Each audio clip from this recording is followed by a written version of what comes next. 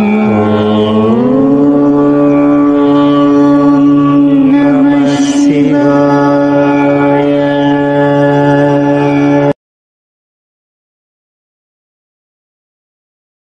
గురుభ్యో నమః.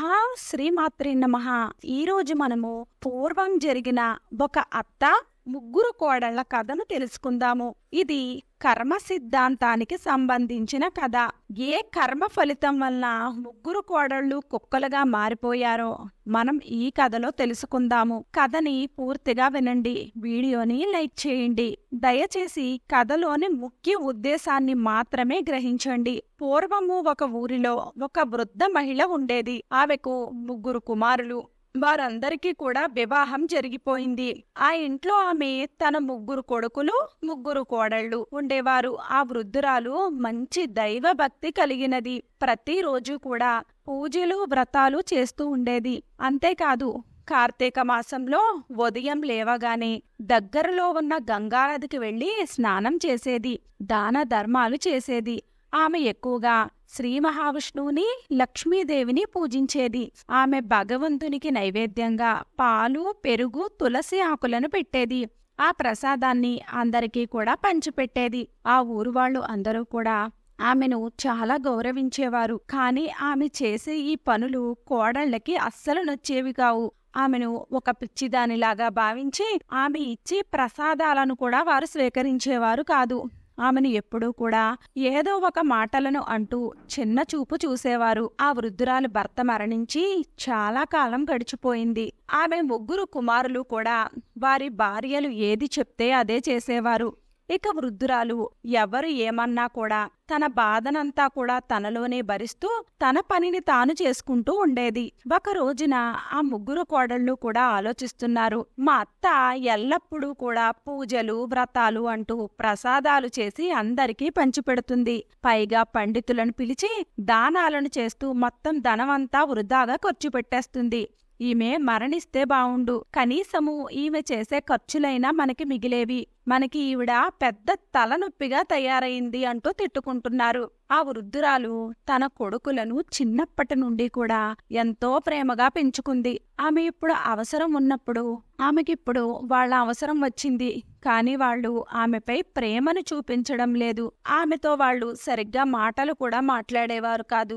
ఆ వృద్ధురాలు మాత్రము ఎప్పుడూ కూడా తన పిల్లలు సుఖంగా ఉండాలి అని ఆ భగవంతుడిని ప్రార్థించేది. భగవంతుడిని నేను తెలిసి ఎప్పుడూ ఏ తప్పులు చెయ్యలేదు, కాని నాకే ఎందుకు ఇలా జరుగుతుంది? నేను ఈ వయసులో ఇంకా ఎన్ని కష్టాలను అనుభవించాలి? నాకు ముక్తిని ప్రసాదించు దేవుడా అంటూ ఆమె భగవంతుడు ముందు కూర్చుని ఏడుస్తూ ఉంది. ఒక రోజున ముగ్గురు కోడళ్ళు కూడా ఒక నిర్ణయానికి వచ్చారు. వాళ్ళందరూ కూడా వేరు కాపురాలను పెట్టాలి అని నిర్ణయించుకున్నారు. ఆస్తులను సమానంగా పంచుకుని ఎవరికి వారు సుఖంగా జీవించాలి అని అనుకున్నారు. వేరు కాపురం పెట్టినట్లయితే మనకు నచ్చినట్లుగా జీవించవచ్చని, అలాగే ఈ వృద్ధురాలు చేసే అనవసరమైన ఖర్చుల నుండి మనం తప్పించుకోవచ్చు అంటూ ఆ ముగ్గురు కోడళ్ళు ఆలోచనలను చేశారు. వెంటనే చిన్న కోడలు తన భర్త వద్దకు వెళ్లి, చూడండి, ఇక కలిసి ఉండడము నా వల్ల కాదు. మన పిల్లలు ఇంకా చిన్నగా ఉన్నారు. మనం వేరు పడితే మన పిల్లల్ని ఎంతో గొప్పగా పెంచుకోవచ్చు. ఇష్టం వచ్చినవన్నీ కూడా వండుకొని తినవచ్చు. అలాగే అత్తగారు చేసే అనవసరమైన ఖర్చుల నుండి కూడా తప్పించుకోవచ్చు. ఇక మనం వేరే కాపురం పెడదాము, లేదంటే నేను మా పుట్టింటికి వెళ్ళిపోతాను అని అంటుంది. ఇక రెండవ కోడలు కూడా తన భర్తతో, చూడండి, మనం ఎలాగైనా వేరే కాపురం పెట్టవలసిందే. మనకి నచ్చినట్లుగా మనం జీవిద్దాము. అందరితో కలిసి ఉంటే మనము సొంతంగా ఏ పనిని కూడా చెయ్యలేము, ఎక్కువగా ధనాన్ని కూడా సంపాదించుకోలేము. అందుకే వేరుపడి స్వతంత్రంగా మంచి వ్యాపారాన్ని చేసుకుందాము అని చెప్తుంది. ఇక పెద్ద కోడలు కూడా తన భర్త వద్దకు వెళ్లి, చూడండి, మన పిల్లలు వివాహ వయసుకు వచ్చారు. ఇక మనం ఇక్కడే ఉంటూ ధనమంతా కూడా వృధా చేసుకుంటూ ఉంటే మనం ముందుకి ఎదగలేము. అత్తగారు చేసే అనవసరమైన ఖర్చులు కూడా మనకి భారంగా మారిపోతుంది.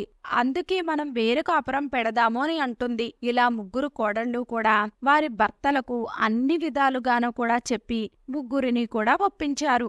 వాళ్ళు కూడా వేరుగా ఉండడానికే ఒప్పుకున్నారు. ఆ మరుసటి రోజు ఉదయాన్నే ఆ ఊరి పెద్ద మనుషులను ఆస్తులు పంచడానికి పిలిపించారు. ఆ పెద్ద మనుషులు ఇంటిని ముగ్గురికి 3 భాగాలుగా విభజించారు.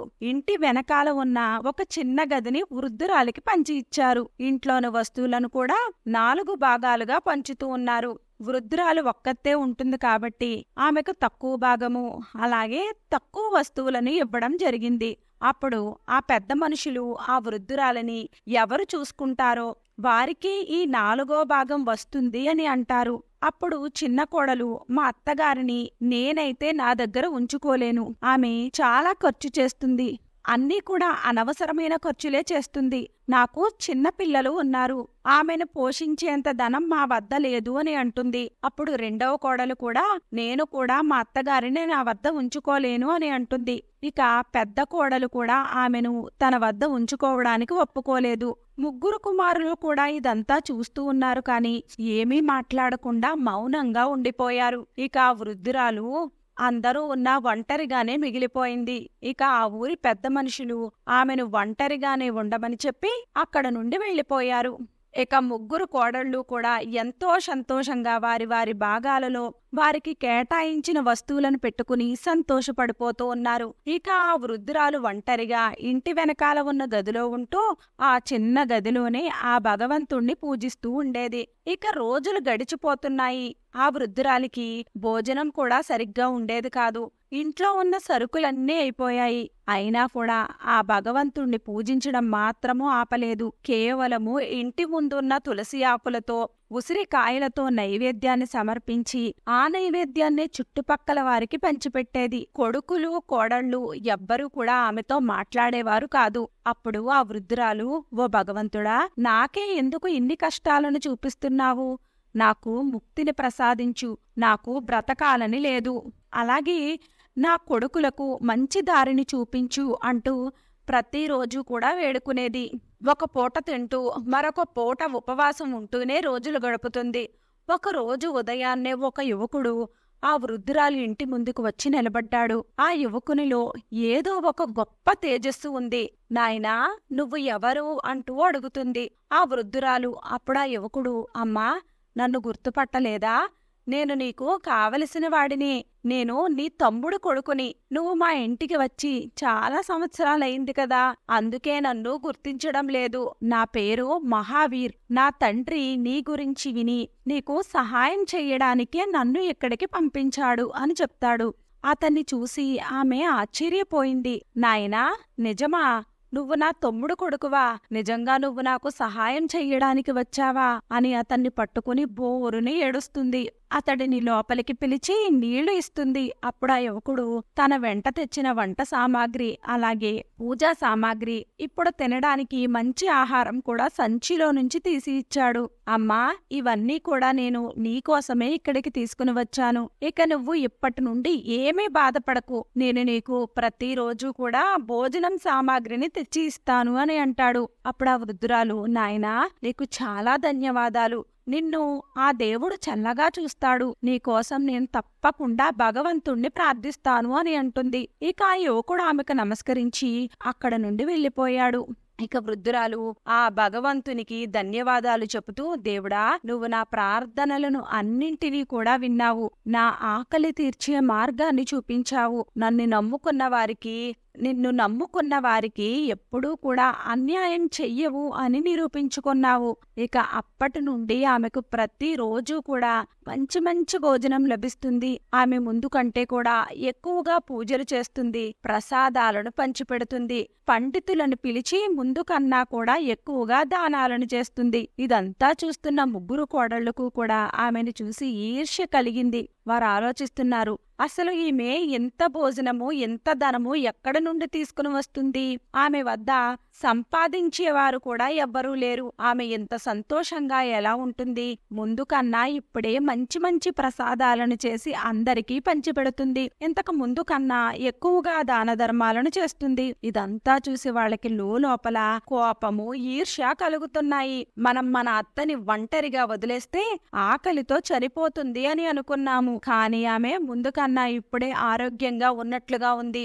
మనం అందరము కూడా ఒక్కసారి అత్తయ్య ఇంట్లోకి వెళ్లి చూద్దాము అని అనుకున్నారు.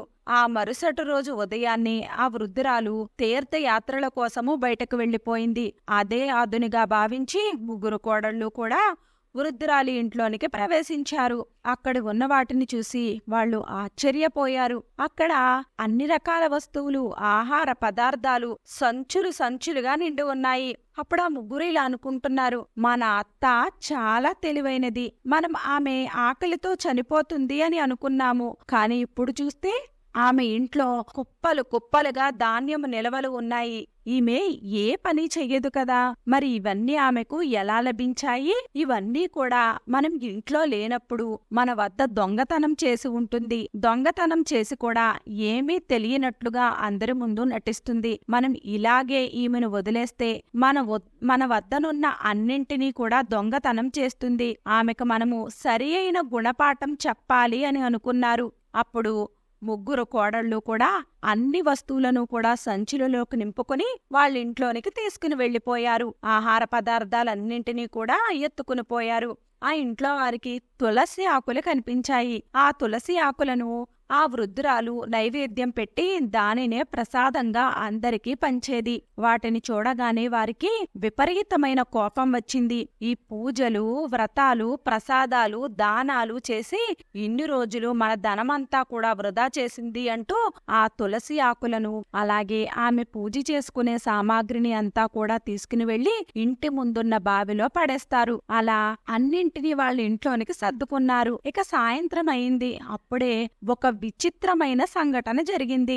ఆ ముగ్గురి కోడళ్ళు కాళ్ళు కూడా మెల్లిమెల్లిగా కుక్క కాళ్ల ఆకారంలోనికి మారిపోతున్నాయి. అది చూసి వాళ్ళు గజగజ వణికిపోతున్నారు. గట్టిగట్టిగా కేకలు వేస్తున్నారు. ఊర్లో ఉన్న వారందరూ కూడా అక్కడికి చేరుకున్నారు. ఆ వింత దృశ్యాన్ని చూసి అందరూ కూడా ఆశ్చర్యపోయారు. అందరూ చూస్తూ ఉండగానే ఆ ముగ్గురు కోడళ్ళు కూడా పూర్తిగా కుక్కలలాగా మారిపోయారు. వాళ్ల భర్తలు వారిని చూసి చాలా బాధపడుతున్నారు. పిల్లలు బోరుని ఏడుస్తున్నారు. అమ్మకు ఏమైంది, ఎందుకు కుక్కలాగా మారిపోయింది అంటూ ఏడుస్తున్నారు. భర్తలకు అసలు ఏమీ అర్థమే కావడం లేదు. ఇలా ఎందుకు జరుగుతుందో తెలియడం లేదు. ఆ ముగ్గురు కుక్కలలాగా మారి ఇంటి ముందే కూర్చుని ఏదో చెప్పడానికి ప్రయత్నం చేస్తున్నారు. కానీ వారి భాష ఎవ్వరికీ అర్థం కావడం లేదు. అందరూ అక్కడికి చేరుకుని ఆ వింతను చూసి ఆశ్చర్యపోతున్నారు. అప్పుడు ముగ్గురు అన్నదమ్ములు కూడా ఆలోచిస్తున్నారు, అసలు ఏం జరిగిందో మనకి అర్థమే కావడం లేదు. సమయానికి మన అమ్మ కూడా ఇంట్లో లేదు, తీర్థయాత్రలకు వెళ్ళింది. ఇక ఆమె వచ్చే వరకు వేచి చూద్దాము. అమ్మ వస్తే మనకి ఏదైనా దారి చూపిస్తుంది అని అనుకున్నారు. ఇలా 2 రోజులు గడిచిపోయాయి. ఆ కోడళ్ళు ముగ్గురు కూడా కుక్కలలాగా మారి బయట కూర్చున్నారు. కొడుకులు, పిల్లలు ఇంట్లో కూర్చుని బాధపడుతున్నారు. ఊర్లో ఉన్న వారందరూ కూడా ఇలా అనుకుంటున్నారు, ఇదంతా కూడా ఆ వృద్ధురాలి పూజా మహత్యమే. ఆమెను వీళ్ళందరూ కలిసి చాలా కష్టపెట్టారు. కనీసము ఆమెకు తినడానికి తిండి కూడా పెట్టకుండా ఒంటరిగా వదిలేశారు. దాని ఫలితంగానే వీళ్లకు ఈ విధంగా జరిగింది అని వాళ్ళనుకుంటూ ఉన్నారు. అందరూ కూడా ఆ వృద్ధురాలి రాక కోసమే ఎదురుచూస్తూ ఉన్నారు. ఆమె మాత్రము అన్ని తీర్థయాత్రలను పూర్తి చేసుకుంటుంది. ఆమెకు ఇంట్లో జరుగుతున్న ఈ విషయాలు ఏమీ కూడా తెలియవు. ఇలా 4వ రోజున ఆమె ఊర్లోకి ప్రవేశించింది. ఆమెను చూడగానే కొంతమంది ఆమె దగ్గరకు వెళ్లి, అమ్మా, మీ ఇంట్లో ఏదో వింత జరుగుతుంది. అందరూ చూస్తూ ఉండగానే మీ ముగ్గురు కోడళ్ళు కూడా కుక్కలుగా మారిపోయారు. ఎవ్వరికీ కూడా ఏమీ అర్థం కావడం లేదు. నీకోసమే అందరూ ఎదురు చూస్తున్నారు అని చెప్పారు. అది విన్న ఆ వృద్ధురాలు ఆశ్చర్యపోయింది. ఇది ఎలా సాధ్యము? ఒక మనిషి అందరూ చూస్తూ ఉండగానే కుక్కలాగా ఎందుకు మారిపోతాడు? ఆమె భయపడుతూ వేగంగా తన ఇంటికి చేరుకుంది. ఊరందరూ అక్కడే నిలబడి ఆ వింతను చూస్తూ ఉన్నారు. ఆ వృద్ధురాలు తన కొడుకులను పిలిచి ఏం జరిగింది నాయనా అంటూ అడుగుతుంది. అప్పుడు ఆ ముగ్గురు కూడా ఏడుస్తూ, అమ్మా మమ్మల్ని క్షమించు, మా వల్ల పెద్ద తప్పు జరిగిపోయింది. మా భార్యలు ముగ్గురు కూడా నువ్వు లేనప్పుడు నీ ఇంట్లోనికి వెళ్ళి నీ ఇంట్లో ఉన్న అన్ని వస్తువులను కూడా ఎత్తుకుని వచ్చి మా ఇంట్లో పెట్టుకున్నారు. అలాగే కొన్ని వస్తువులను బావిలో పారేశారు.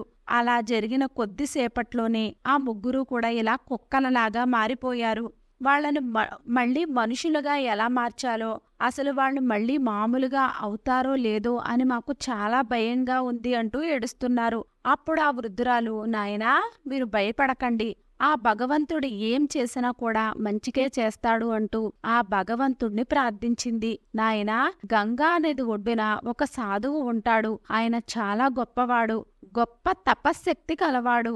ఆయన దీనికి ఏదైనా పరిష్కారాన్ని చూపిస్తాడు అని అంటుంది. ఇక ముగ్గురు కొడుకులు కూడా గంగా నది ఒడ్డుకు వెళ్లి ఆయనకు జరిగిన విషయమంతా చెప్పి ఆయనను ఇంటికి తీసుకుని వస్తారు. అప్పుడు ఆ సాధువు వృద్ధురాలు చెప్పింది విని ఆ కుక్కలుగా మారిన కోడళ్లను దీర్ఘంగా చూసి ఇలా అంటున్నాడు. అమ్మా, ఈ జరిగిందంతా కూడా నీ భక్తి, నీ పూజల ఫలితమే. నువ్వు మహాభక్తురాలివి. వాళ్ళు నిన్ను అవమానించి పూజా సామాగ్రిని బావిలో వేసినందుకే ఇలా జరిగింది. ఇదంతా కూడా వాళ్ళ కర్మ ఫలితము. అందుకే వాళ్ళు కుక్కలలాగా మారి ఇలా అనుభవిస్తూ ఉన్నారు. కానీ మీరు భయపడకండి, దీనికి ఒక పరిష్కారం ఉంది. మీరు ఆ ప్రయత్నం చేస్తే మీకు తప్పకుండా ఫలితం దక్కవచ్చు. మీరు మీ ఇంట్లో ఒక రోజున పూజ చేసి నువ్వు స్నానం చేసిన తర్వాత మిగిలిన నీటితో నీ కోడళ్లకు స్నానం చేయించాలి. అలాగే కొంతమందిని ఇంటికి పిలిచి అన్నదానం చెయ్యాలి. అలా వాళ్ళు తినగా మిగిలిన అన్నాన్ని వీళ్ళు తింటే వీళ్ళకి పూర్వరూపం వస్తుంది అని అంటాడు. ఇక ఆ వృద్ధురాలు ఆ సాధువుకి ధన్యవాదాలు చెప్పి పూజకు ఏర్పాట్లు చేయడం మొదలుపెట్టింది. తన ముగ్గురు కొడుకులు కూడా ఊరు వాళ్ళు కూడా ఆ పూజకు సహాయం చేస్తూ ఉన్నారు. ఇక ఆ వృద్ధురాలు గంగానది ఒడ్డుకు వెళ్లి స్నానం చేసి కొద్దిగా నీటికి తెచ్చి ఇంట్లో ఉంచేది. అలా 5 రోజులు చేసి ఆమె శ్రీ మహావిష్ణువుని, లక్ష్మీదేవికి గొప్పగా పూజలు చేసింది. ఇదంతా కూడా కోడళ్లు చూస్తూనే ఉన్నారు. కానీ ఏమీ చెయ్యలేకపోతున్నారు. తమ పిల్లల్ని చూసి ఏడుస్తున్నారు. వాళ్ళు చేసిన తప్పుకి పశ్చాత్తాపపడుతూ ఉన్నారు. పిల్లలు వాళ్ళ దగ్గరికి కూడా రావడం లేదు. ఇక 5వ రోజున ఆమె తెచ్చిన గంగాజలంతో ఆ ముగ్గురు కోడళ్లకు కూడా స్నానం చేసింది. అయినా కూడా వారిలో ఎటువంటి మార్పు రాలేదు. అందరికీ లోపల భయం కలుగుతుంది. అదే రోజు పూజ చేసి బ్రాహ్మణులను మరికొంతమందిని ఇంటికి పిలిచి వారికి భోజనాలు పెట్టి వాళ్ళు తినగా మిగిలిన భోజనాన్ని కోడళ్లకు పెడుతుంది. ఇక ఆ భగవంతుణ్ణి వేడుకుంటుంది. ఓ భగవంతుడా, నా కోడళ్లు చేసిన తప్పులను క్షమించి వారికి పూర్వరూపాన్ని ప్రసాదించు, నా పూజాఫలము వారికి లభించేలా చూడు అంటూ వేడుకుంటుంది. కోడళ్లు కూడా ఆ భగవంతుణ్ణి వేడుకుంటారు. ఇక వాళ్ళు ఆ బ్రాహ్మణులు మిగతా వారు వదిలిన భోజనాన్ని తింటారు. ఇక పూజ చేసిన తులసి నీళ్లు కూడా వారిపై చల్లుతుంది. ఇక అందరూ చూస్తూ ఉండగానే వాళ్ళు కుక్కల రూపం నుండి మెల్లిమెల్లిగా పూర్వరూపంలోనికి మారిపోతారు. పూర్వరూపంలోనికి మారిపోగానే వాళ్ళు చేసిన తప్పును తెలుసుకుని అందరి ముందు సిగ్గుతో తలదించుకుంటారు. ఇక అందరూ కూడా ఆ వృద్ధురాలి కాళ్ల మీద పడి, అత్తగారు మమ్మల్ని క్షమించండి, మేము మీకు చాలా అన్యాయం చేశాము. మేము చేసిన కర్మలకు ఫలితాన్ని అనుభవించాము. ఇక ఇప్పటి నుండి మిమ్మల్ని బాగా చూసుకుంటాము, మీకు ఏ కష్టము రాకుండా చేస్తాము అని అంటారు. అప్పుడు ఆ వృద్ధురాలు, చూడండి, ఆ భగవంతుడు మిమ్మల్ని క్షమించేశాడు. ఇప్పటికైనా మీరు భక్తితో పూజలు చెయ్యండి, దాన ధర్మాలను చెయ్యండి. ఆ పుణ్య ఫలితం వలన మీకు ఎటువంటి కష్టాలు కూడా రాకుండా ఉంటాయి అని అంటుంది. అప్పుడు ఆ ముగ్గురు కోడళ్ళు కూడా సరే మీరు చెప్పినట్లే చేస్తాము అని అంటారు. అలా అందరూ కూడా మాట్లాడుకుంటూ ఉండగానే ఆ వృద్ధురాలికి సహాయం చేసిన ఆ యువకుడు అక్కడికి చేరుకున్నాడు. అప్పుడు ఆ వృద్ధురాలు, అందరూ చూడండి, ఈ యువకుడు నా తమ్ముడు కుమారుడు, ఇతనే నాకు అన్ని వస్తువులను, పూజా సామాగ్రిని తెచ్చి ఇస్తాడు అని చెప్తుంది. ఆ వృద్ధురాలు మాటలు విని అందరూ ఆశ్చర్యపోతూ ఉంటారు. ఎందుకంటే వారికి అక్కడ ఏ యువకుడు కూడా కనిపించడం లేదు. కేవలము వృద్ధురాలికి మాత్రమే ఆ యువకుడు కనిపిస్తూ ఉన్నాడు. ఆమె కొడుకులు, అమ్మా, మాకు ఏ యువకుడు కూడా కనిపించడం లేదు, నువ్వు ఏ యువకుని గురించి మాట్లాడుతున్నావు అని అంటారు. అప్పుడు ఆ వృద్ధురాలు, ఏమిటి నాయనా, నువ్వు ఎవరికీ కనిపించడం లేదంటా? అసలు నువ్వు ఎవరు? నాకు ఎందుకు సహాయం చేశావు అంటూ అడుగుతుంది. ఆ మాటలు వినగానే ఆ యువకుడు నవ్వుతూ అక్కడ నుండి మాయమైపోయాడు. ఇదంతా చూసిన వృద్ధురాలికి పూర్తిగా అర్థమైపోయింది. నాకు సహాయం చేసింది వేరు ఎవరో కాదు, సాక్షాత్తు భగవంతుడే. నేను కష్టాలలో ఉన్నానని నాకు సహాయం చెయ్యడానికి ఇక్కడికి వచ్చాడు అంటూ ఎంతో ఆనందపడుతుంది. ఇక ఎవ్వరికీ ఏమీ చెప్పకుండా మౌనంగా ఉండిపోతుంది.